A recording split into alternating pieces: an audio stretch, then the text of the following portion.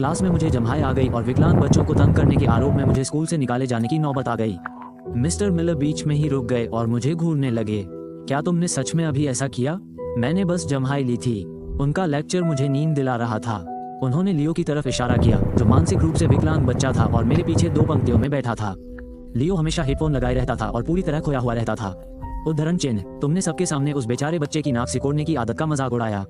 लियो की एक आदत है कि वो हर कुछ सेकंड में अपनी नाक सिकोड़ता है। क्लास में सभी लोग मेरी तरफ देखने लगे।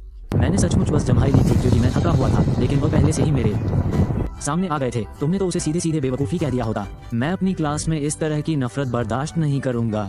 उन्होंने गलियारे की तरफ इशारा किया। अभी प्रिंसिपल के ऑफिस जाओ। वो मेरे पीछे मुख्य ऑफिस तक आए और मुझे कॉन्फ्रेंस रूम में बैठा दिया, जबकि उन्होंने मेरे माता पिता को बुलाया। मेरी माँ रोते हुए अंदर आई और मेरे बगल में भी नहीं बैठी।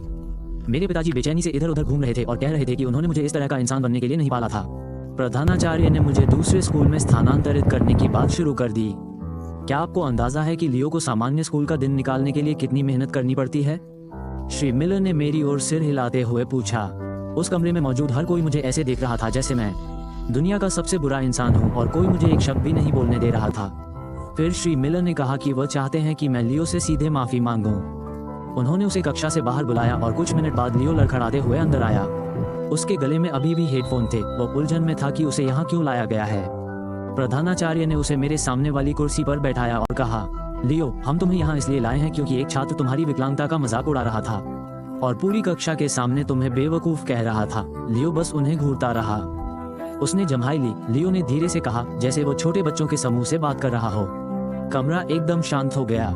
तो आपने देखा, एक जम्हाई और आपका पहला विचार यही होता है कि वे विकलांग बच्चे का मजाक उड़ा रहे होंगे। लियो ने कमरे में मौजूद हर वयस्क की ओर देखा। ये तो बहुत अजीब बात है कि तुम्हारे दिमाग में ये बात आई भी। मिस्टर मिलर का चेहरा लाल हो गया।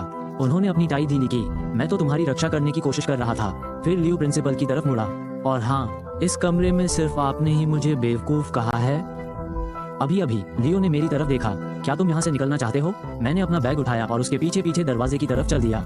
बाहर निकलने से ठीक पहले लियो पीछे मुड़ा, अपने हाथ सिर के ऊपर फैलाए और एक बड़ी बनावटी जम्हाई ली। मैंने भी उसके सामने वैसा ही किया। हम दोनों जोर से हंसने लगे और साथ साथ गलियारे में चलने लगे।